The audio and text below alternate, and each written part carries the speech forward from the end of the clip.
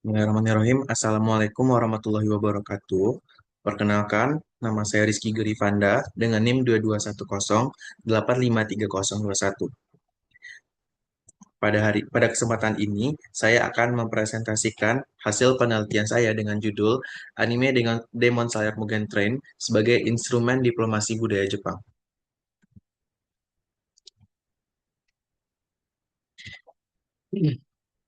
Diplomasi modern tidak hanya lagi dilakukan secara formal antar negara, tetapi ia kini melibatkan masyarakat luas melalui apa yang kita kenal sebagai public diplomacy. Nah, dalam konteks ini, Jepang menemukan salah satu instrumen terkuatnya, yaitu adalah anime, yang dimana pemerintah Jepang secara aktif mendukung ekspansi anime ke pasar global melalui tiga pilar kebijakan. Yang pertama itu adalah MOFA, yang kedua Cool Japan Strategy, dan yang ketiga adalah Cool Japan Fund. Yang dimana kebijakan ini bahkan diperkuat secara resmi melalui laporan Council on the Promotion of Cultural Diplomacy. Nah, dalam lanskap itulah Demon Slayer Mugen Train hadir sebagai fenomena global, yang dimana film ini meraup pendapatan lebih dari 512,7 juta US dollar dan ditayangkan lebih di 90 negara. Yang membuatnya istimewa adalah bagaimana ia merepresentasikan budaya Jepang secara otentik, mulai dari era Taisho, nilai Bushido, spiritualitas Shinto, hingga folklore Jepang. Nah, hal inilah yang mendorong saya untuk meneliti lebih jauh bahwa anime tidak sekedar sebagai hiburan, tetapi juga medium penyebaran budaya dan pembentukan citra positif Jepang di dunia internasional. Nah, berdasarkan latar belakang tersebut, penelitian ini berfokus pada satu pertanyaan utama, yaitu bagaimana anime digunakan sebagai instrumen diplomasi budaya Jepang. Tujuan penelitian ini adalah menganalisis secara mendalam bagaimana anime, khususnya Demon Slayer Mugen Train, difungsikan sebagai instrumen budaya oleh Jepang. Nah, penelitian ini juga diharapkan memberikan manfaat secara ganda. Yang pertama, secara akademis, dapat menjadi rujukan bagi kajian ilmiah yang membahas diplomasi budaya melalui industri kreatif. Secara praktisnya adalah diharapkan dapat membuktikan bahwa Demon Slayer Mugen Train ini memiliki implikasi nyata terhadap implementasi diplomasi budaya Jepang di tingkat global. Untuk memposisikan penelitian ini secara akademis, saya merujuk pada 5 studi terdahulu yang relevan, yang diantaranya Wisnu Puji Wisanggeni tahun 2019 yang berjudul Samurai Champloo sebagai bentuk diplomasi kebudayaan melalui soft power Jepang. Yang kedua, Ramadana Alien Jaya tahun 2021 yang menganalisis Dragon Ball sebagai media diplomasi budaya Jepang. Yang ketiga itu ada Kalista Farhadi Barisivani dan Catur Wisnu Anggoro tahun 2022 tentang diplomasi publik Jepang terhadap Indonesia melalui budaya populer periode 2017 sampai 2021. Yang keempat itu ada Muhammad Bukhari Muslim dan Muhammad Wildan Nurifkib tahun 2023 tentang diplomasi publik melalui anime dan manga. Dan yang terakhir adalah Vine Dion Pratama dan Anggun Puspitasari tahun 2020 tentang diplomasi budaya anime sebagai upaya soft power periode 2014-2018. Nah, penelitian ini menggunakan kerangka konsep cultural diplomacy dari Simon Mark tahun 2009 yang mendefinisikan sebagai penggunaan budaya suatu negara untuk mendukung tujuan kebijakan luar negerinya. Nah, konsep ini dioperasionalkan melalui 4 elemen analisis. Yang pertama itu ada actors and government involvement, yang kedua itu ada objektif, yang ketiga itu ada activities, dan yang keempat itu adalah audience. Nah, keempat elemen inilah yang akan saya gunakan untuk membedah bagaimana Demon Slayer Mugen Train berfungsi sebagai instrumen budaya Jepang. Penelitian ini menggunakan pendekatan deskriptif kualitatif, yang dimana batasan penelitian ini mencakup periode 2020 hingga 2025, yakni dari rilis film hingga fase pasca rilis. Unit analisisnya adalah Demon Slayer Mugen Train sebagai instrumen diplomasi budaya Jepang, dengan unit eksplanasi berupa kecintaan terhadap anime, dan level analisis berada pada tingkat negara atau state. Nah, data dikumpul melalui studi dokumenter menggunakan data primer dan sekunder dengan menggunakan teknik analyze dari Miles and Haberman, yang dimana ada 3 tahap. Yang pertama reduksi, penyajian data, dan penarikan kesimpulan. Nah, untuk memahami fenomena Demon Slayer, kita perlu lebih jauh ke belakang, yang dimana diplomasi budaya bukanlah sebuah proyek yang baru. Ia telah berlangsung sejak lebih dari 1 abad. Nah, titik awalnya adalah restorasi Meiji pada tahun 1868 yang menjadi fondasi modern, sekaligus awal dari orientasi budaya dari ke luar negeri. Pada tahun 1934, lembaga diplomasi budaya formal pertama Jepang berdiri, yaitu adalah Kokusei Bunkashi Kokai atau KBS. Lalu pada tahun 1972, pemerintah mendirikan Japan Foundation sebagai lembaga resmi dengan pendanaan negara untuk diplomasi budaya.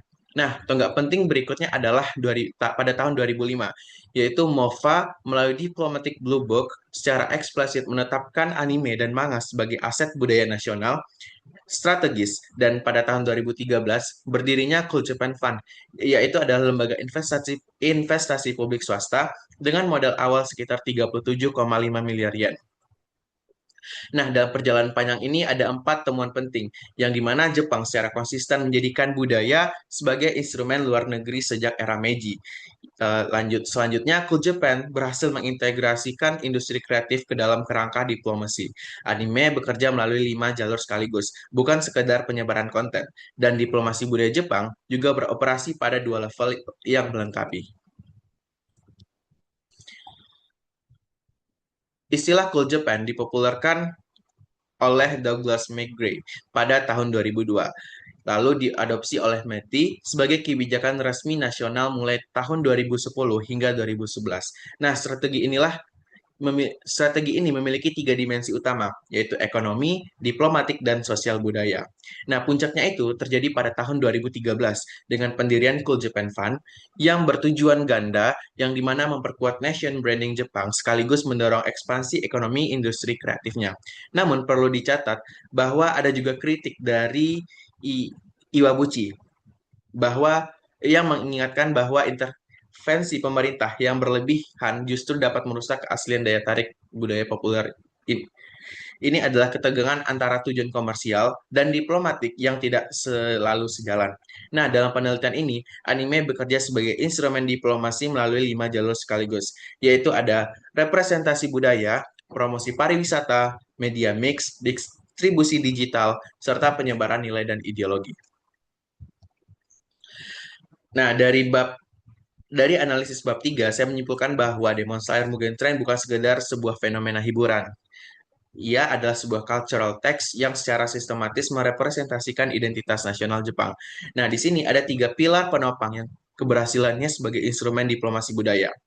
Yang pertama itu adalah sebagai representasi identitas, yang dimana lapisan narasi dan estetika yang secara terencana memproyeksikan citra Jepang pramodern yang adaptif dan universal. Yang kedua itu berasal dari infrastruktur global, yang dimana jaringan distribusi masif melalui Aniplex, Crunchyroll, dan Netflix yang menjangkau lebih dari 90 negara.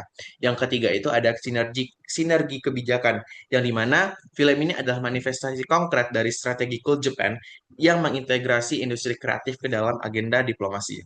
Nah, keberhasilan fenomena inilah berakar pada ekosistem media mix yang matang, di mana kualitas produksi visual studio dari Ufotable berhasil mengonversi narasi manga menjadi pengalaman sinematik global yang meraup 512,7 juta US dollar.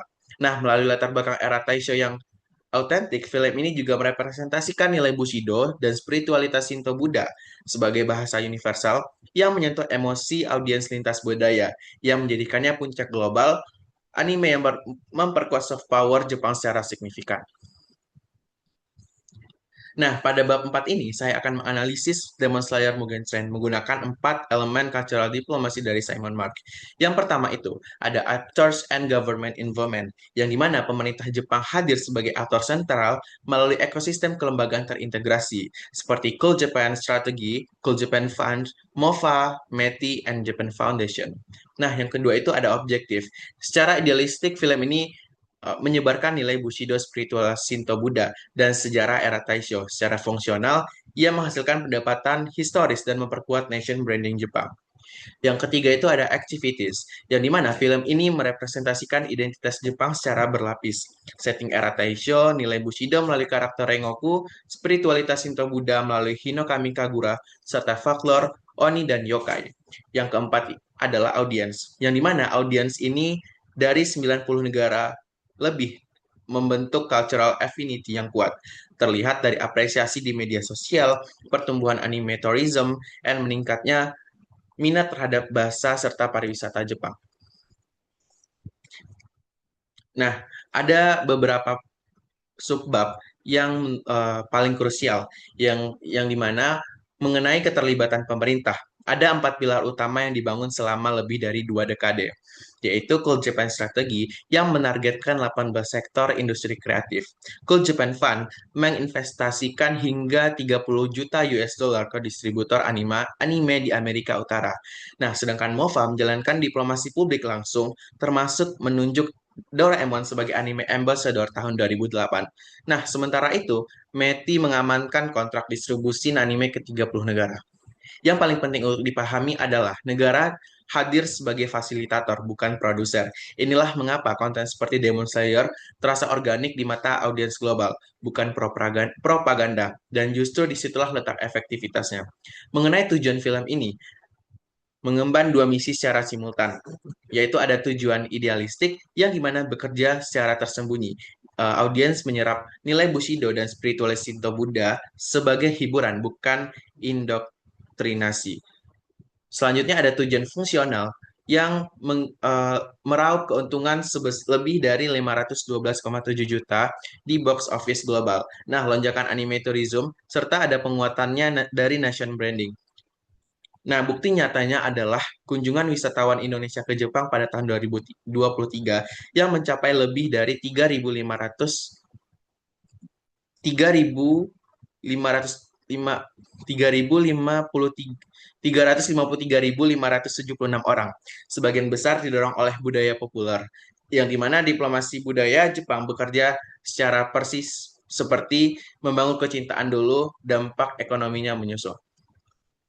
Nah, selanjutnya, dalam hal representasi budaya, Demon Slayer Mugen Train mengemas identitas Jepang melalui 4 elemen yang terintegrasi penuh dalam narasi, bukan sekedar dekorasi visual. Yang pertama, ada era Taisho, yaitu pada tahun 1912 hingga 1926, yang dimana merepresentasikan perpaduan tradisi Jepang Barat, seperti arsitektur, busana, dan kereta uap. Yang kedua ada nilai Bushido, yaitu karakter Rengoku yang memanifestasikan kehormatan, kesetiaan, dan pengorbanan. Seperti ada pertarungan melawan Akaza, adalah benturan dua filosofi, yaitu ada Mujo atau penerimaan kematian versus kemelekatan pada kekuasaan. Nah, selanjutnya ada spiritualitas Shinto Buddha, yaitu Hino Kami Kagura, yang dimana merepresentasikan tarian Kagura kuil Shinto dan konsep Mujo, serta simbiolisme api atau Goma Buddhis, yang menjadi benang merah filosofis seluruh cerita. Nah, selain itu ada folklore dan mitologi, yang dimana merepresentasikan Oni, Yokai Tonome, dan Nura Rihyon atau inspirasi karakter dari Shimuzan, yang dimana sebagai sumber dari inspirasi. Kekuatan diplomasi budaya film ini terletak pada cara elemen-elemen tersebut disampaikan kepada audiens global yang menyerapnya sebagai pengalaman emosional, bukan pelajaran budaya formal. Justru karena tidak terasa seperti pengenalan budaya Jepang, ia jauh lebih efektif sebagai instrumen diplomasi dibandingkan program resmi sekalipun. Nah, selanjutnya itu ada audiens, yang dimana audiens global bukan sekedar penerima pasif, melainkan bertransformasi menjadi penyebar budaya Jepang secara organik melalui fandom dan media sosial. Nah, bukti dari audiens ini ada lebih dari 98 kritikus dan 99 audiens di Rotten Tomatoes dari 10.000 penilaian terverifikasi. Nah, dirilis di lebih dari 90 negara dan terjual 41 juta lebih tiketnya. Yang ketiga itu 97,1% responden Indonesia mengenal anime dan manga, yang dimana memandang Jepang sebagai bangsa pekerja keras, sopan, dan disiplin. Terakhir, Indonesia masuk pada posisi 13 kota penggemar anime terbesar di dunia, yaitu Surabaya dan Jakarta. Nah, keberhasilan terbesar pada sebab ini bukan pada angka penonton, melainkan pada kualitas keterlibatannya. Audiens yang awal tidak kenal Demon Slayer sama sekali, pun bisa tersentuh nilai Bushido yang artinya pesan budaya berhasil menembus batas pengetahuan awal. Dan ketika mereka kemudian mencari onigiri atau merencanakan wisata ke Jepang, siklus diplomasi budaya bekerja secara sempurna tanpa satu pun arah dari pemerintah. Nah, untuk bab terakhir yaitu bab penutup, yang dimana kesimpulannya adalah Jepang berhasil menjadikan demonstrasi Mugen Train sebagai instrumen diplomasi budaya yang efektif melalui sinergi empat elemen cultural diplomacy Sen memark secara bersamaan. 4 poin dari kesimpulan itu ada aktor, yang dimana pemerintah Jepang membangun kesiapan institusional yang matang melalui Cool Japan Strategy, Cool Japan Fund, MOFA, METI, dan Japan Foundation, yang dimana negara hadir sebagai fasilitator, bukan sebagai produser. Selanjutnya ada objektif, yaitu ada tujuan, yang dimana film ini mengemban tujuan ganda secara simultan, yaitu ada tujuan idealistik, yaitu ada penyebaran nilai Bushido, spiritualitas, sejarah, dan ada tujuan fungsional. Selanjutnya ada aktivitas, yang dimana merepresentasikan era Taisho, Bushido, Shinto Buddha, dan folklore yang dikemas organik dalam narasi sehingga tidak terkesan propaganda, namun sangat efektif. Nah, yang keempat itu ada audiens, yang dimana cultural affinity terbentuk di 90 lebih negara. Adanya fandom dan media sosial yang menjadi saluran penyebaran budaya yang bekerja tanpa arahan dari pemerintah. Nah, adapun saran untuk pemerintah Jepang mempertahankan posisi sebagai fasilitator bukan pengontrol. Otonomi kreatif industri anime adalah kunci autentisitas yang justru membuat diplomasi budayanya berhasil. Untuk pelaku industri anime, terus pertahankan integrasi elemen budaya lokal sebagai identitas pembeda anime Jepang di pasar global. Nah, untuk penelitian selanjutnya, studi komparatif dengan Hallyu Korean Selatan atau pendekatan kuantitatif berbasis big data media sosial akan memperdalam pemahaman tentang dampak jangka panjang diplomasi budaya berbasis budaya populer. Nah, sekian dari presentasi saya. Saya ucapkan terima kasih. Assalamualaikum warahmatullahi wabarakatuh.